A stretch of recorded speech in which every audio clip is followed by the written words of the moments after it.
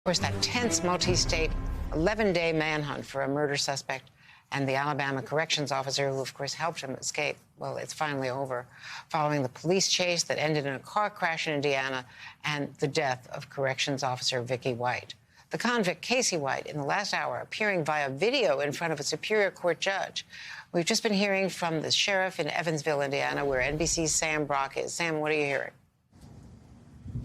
Andrea, we certainly got some brand new details here in this press conference within the last 30 minutes or so, including the fact that Casey and Vicky White were here for approximately a week, according to the sheriff. They had prepaid, Andrea, 2 weeks' time at a local motel. And you might be thinking to yourself, if you've ditched a car and are potentially being pursued by U.S. Marshals, why would you stay in the same area that you've been for a week plus on end? But apparently, that is exactly what their strategy was. We also learned that ramming the car in the middle of that 10-minute or so pursuit yesterday, according to the sheriff here in Vanderburgh County, likely prevented a shootout from happening because he stood out there and held up a poster of all the weapons they found inside of their car, 5 by my count, including an AR-15. And in post-arrest interrogation, Casey White told investigators that he absolutely was planning on getting in a shootout and seemingly wanted to die suicide by cop, to borrow a trite turn of phrase there. So this had all the sort of hallmarks of a very dangerous situation.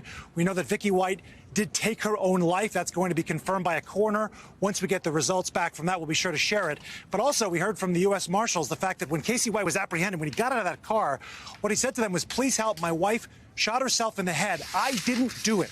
You're talking about someone, Andrea, who is going to be facing capital murder charges in just a matter of weeks right now. It's still scheduled for June.